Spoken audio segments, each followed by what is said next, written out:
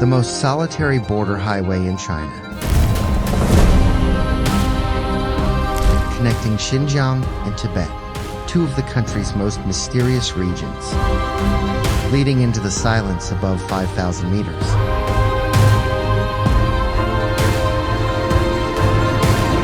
I followed it for a few days.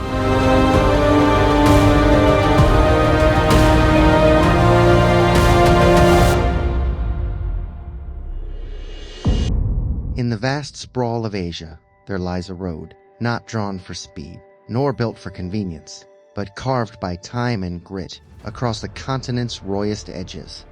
It snakes between snow-capped peaks and endless deserts, crosses gorges, glaciers, and no-man's lands, linking the tropical rainforests of the south with the icy steppes of China's farthest north. It does not lead to cities. It leads somewhere deeper, to the soul of the land itself. This is China National Highway 219.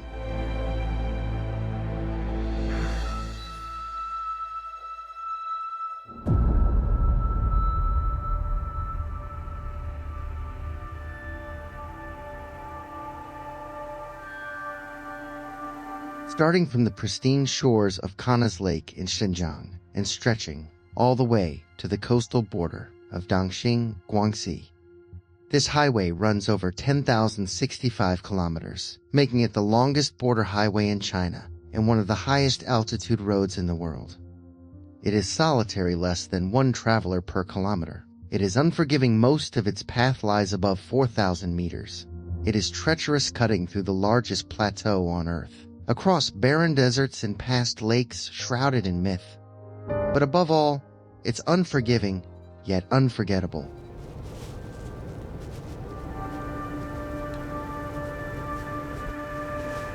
Along China's vast western border, there lies a road known as the most treacherous stretch of national highway in the country.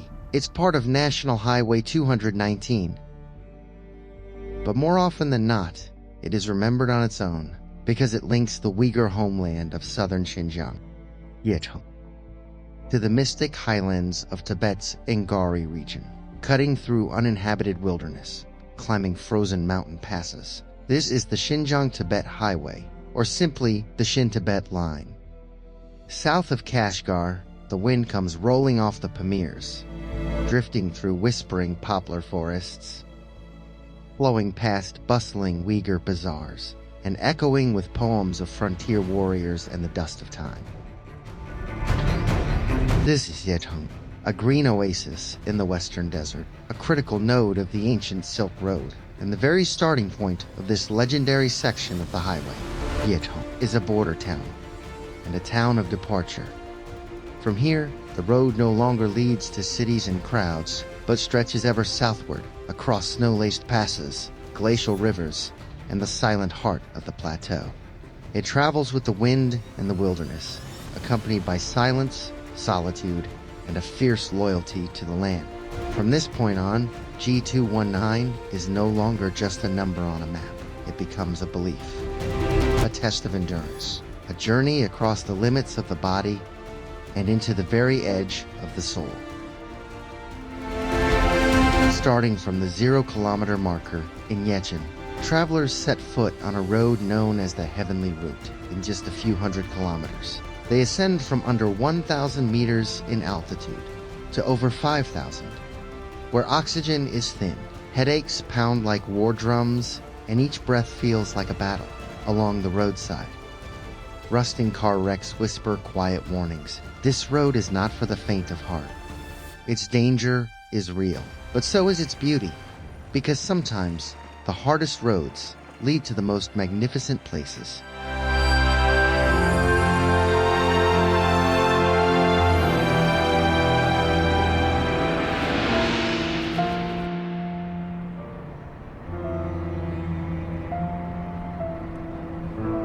I've driven through many landscapes in my life, between cities, beneath towering overpasses, across open grasslands, chasing the wind, deep into the desert, where the sun sets slowly on the horizon, even across frozen white plains, racing against time and temperature.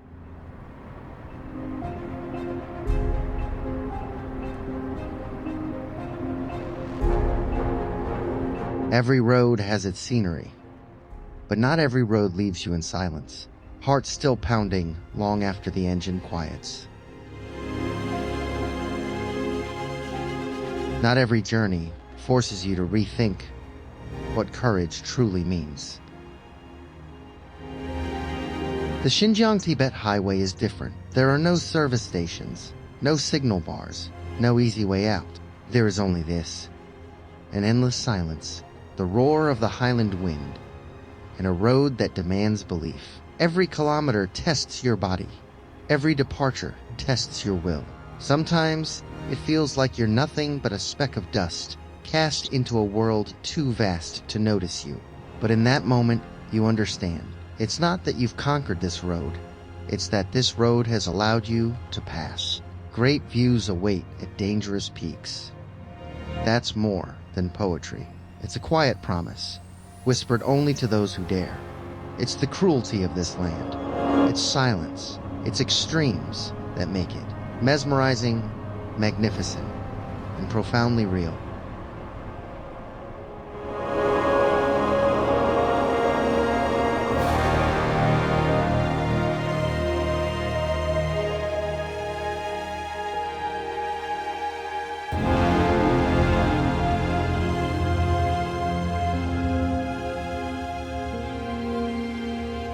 As the altitude climbs, the challenges I once imagined begin to take shape, painfully real. The wind no longer howls. It cuts, sharp and cold, across the windshield. My breathing grows shallow. My vision tightens. Every curve feels like a quiet negotiation with gravity. This is Xinjiang Pass. On the map, just a name. Out here, it's a brutal initiation, nearly 5,000 meters above sea level. The road is narrow, carved through scree and frozen soil. Hairpin turns coil like serpents along the mountain's spine, each one a test of instinct and resolve. The road isn't always ready for you, but each time you take a step, it answers back. On the mountain passes, one side climbs straight into the sky. The other slips steeply down, a cliff on the edge. A truck kicks up dust so thick you can't see what's ahead. Sometimes you're climbing, sometimes you're falling, but more often, you're just moving through a fog you can't see past. And all you have is that small part of your heart that refuses to give up.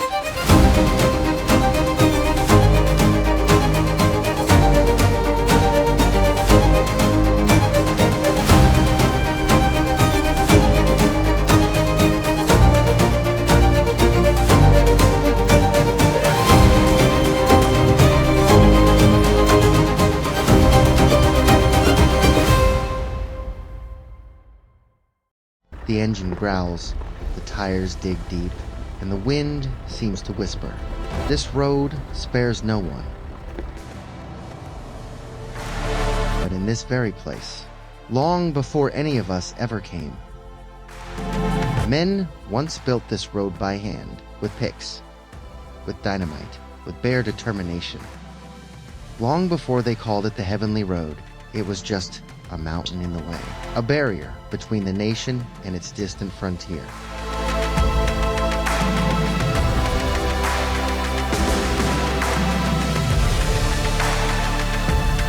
Those who cleared the path didn't leave behind names. They left behind a direction. On May 12, 1956, one of them wrote in his journal, "The wind at Xinjiang cuts like a knife. One of my fellow workers, his ears turned black from frost. The squad leader said, if we dig just one more meter, our Tibetan brothers will get white flour a day sooner. Tomorrow, we blast the cliff. I may not make it back. Please, send this letter to my mother."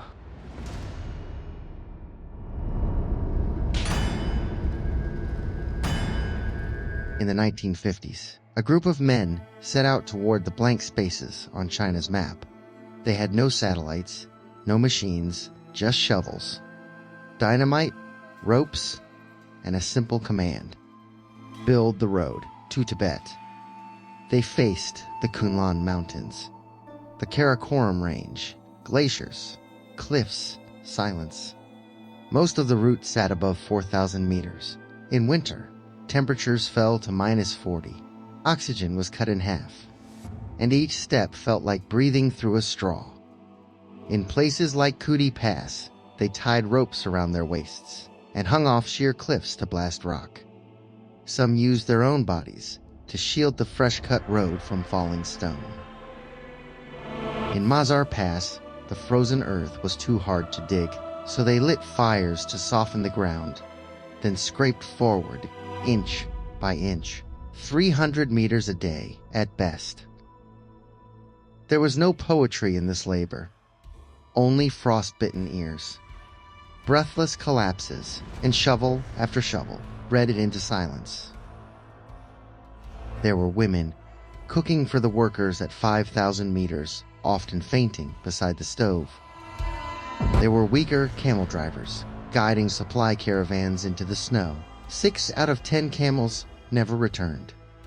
People called them the death-bound caravans.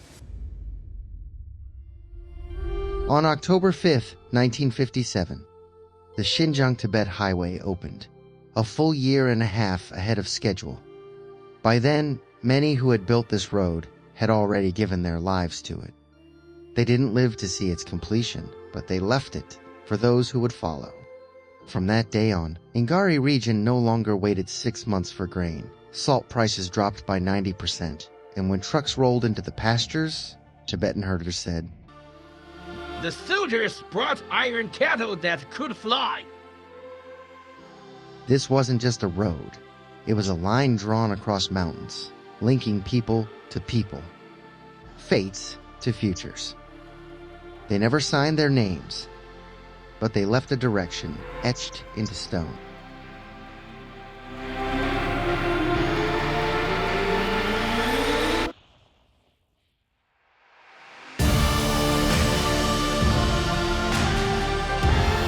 Zadoula, a name that marks the first true stop on the Xinjiang-Tibet highway. After climbing pass after pass, this place feels like the highlands' quiet reply.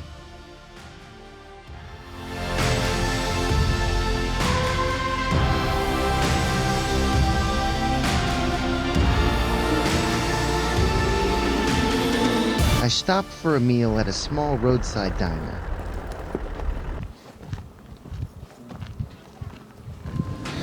这么多菜呢，要一个木须肉，一个软炸里脊。A plate of stir fry, a little more expensive than in the lowlands, but surprisingly complete. 就是洋葱拌豆腐丝儿，洋葱真不少。木须肉，哇塞，量真大呀！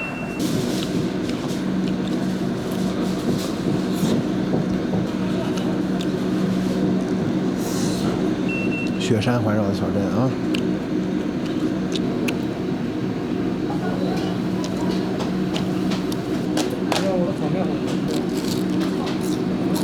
At 3,700 meters above sea level, where every supply must travel long and hard.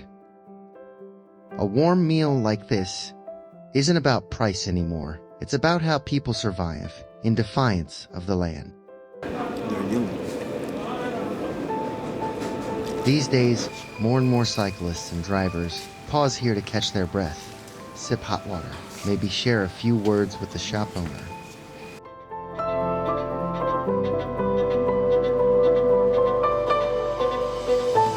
But this road was not always for travelers. After lunch, I continued south and arrived at the Kangxi War Martyrs Cemetery at 4,300 meters. It is the highest cemetery of its kind in China.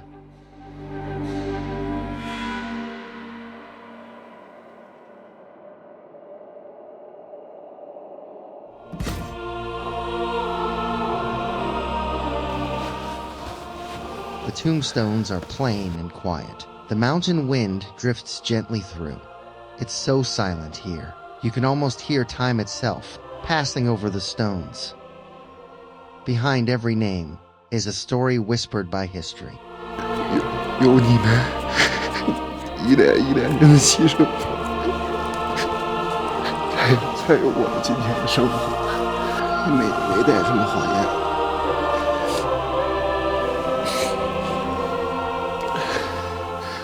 这路上想起来了，路过这儿得祭拜一下，所以我们回去之后一定好好工作，好好奋斗。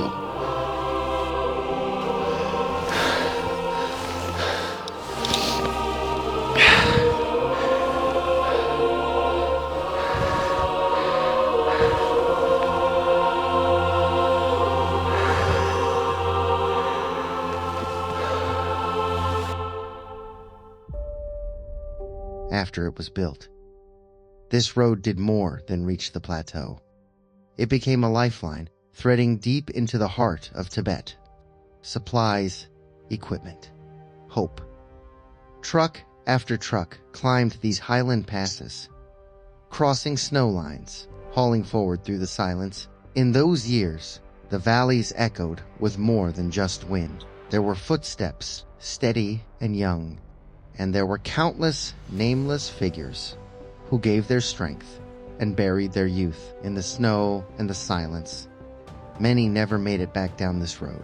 They left their names in the mountains and their shadows in the first light before dawn. Today, the road is still here. The wheels roll across dust now, at peace. But those who once gave everything to this path, they never truly left. The wind still blows, the mountains still watch, and the road still waits for us to keep walking.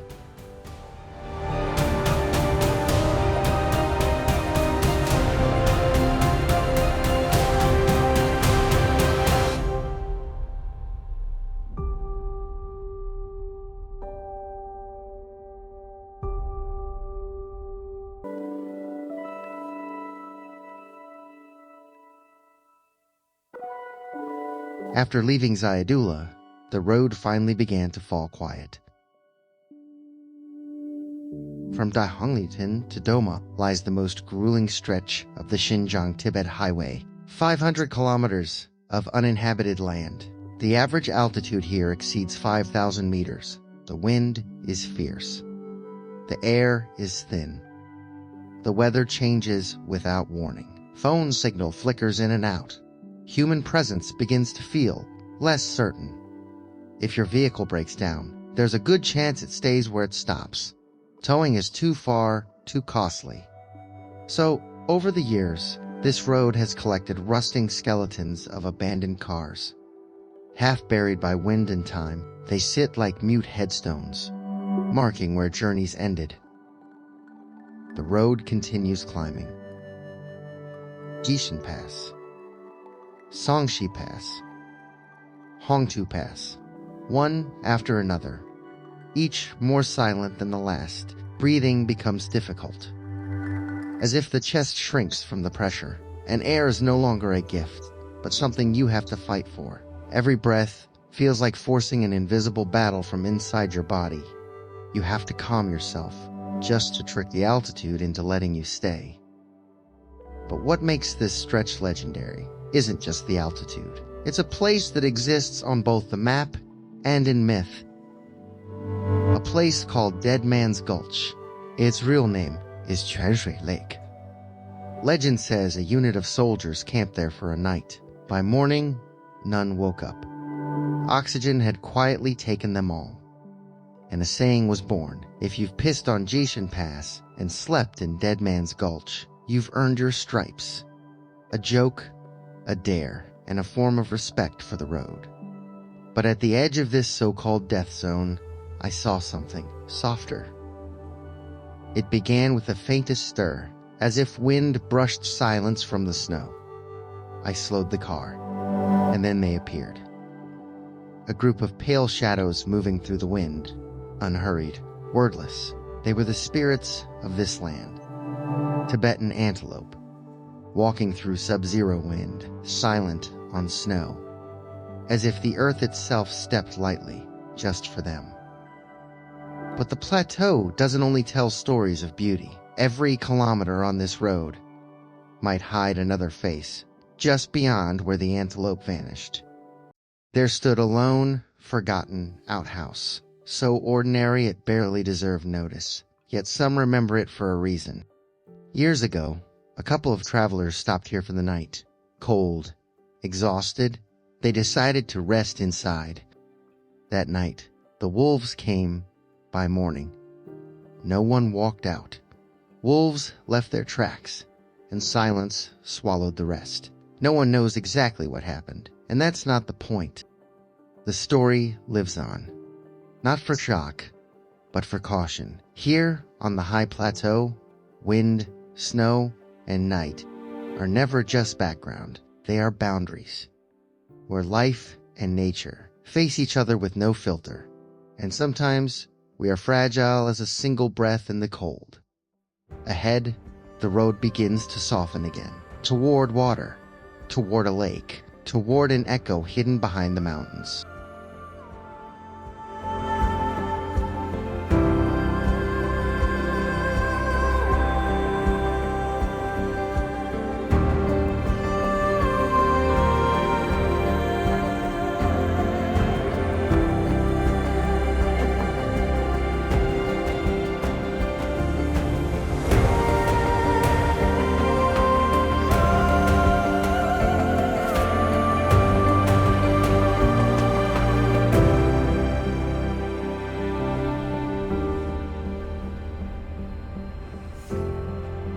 The highland wind blew through the night, and just before dawn, a soft shade of blue began to rise on the horizon.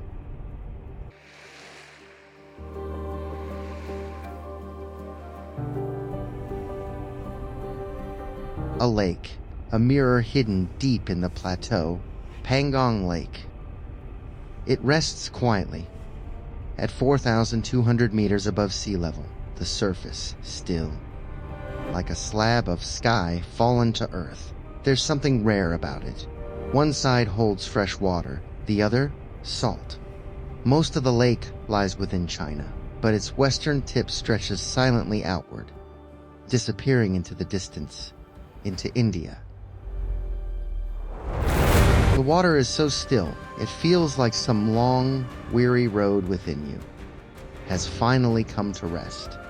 I sat by the shore for a while. I didn't think about much, and nothing needed to be said. Some places are meant for the eyes, others are meant for the heart to anchor. Pangong is the latter. It doesn't speak. It doesn't urge you to leave. It simply remains, a final softness the plateau gives you before letting you go. And just ahead, the journey nears its end. Rudik County, a place whose name already sounds like silence. It's not the last stop of the Xinjiang Tibet highway, but it felt like a resting point for the soul. A pause after wind and distance. There isn't much to describe here. A few low buildings, quiet streets. Sometimes I wonder, maybe this road was never about arriving somewhere. Maybe it was always about learning what it means to have walked through.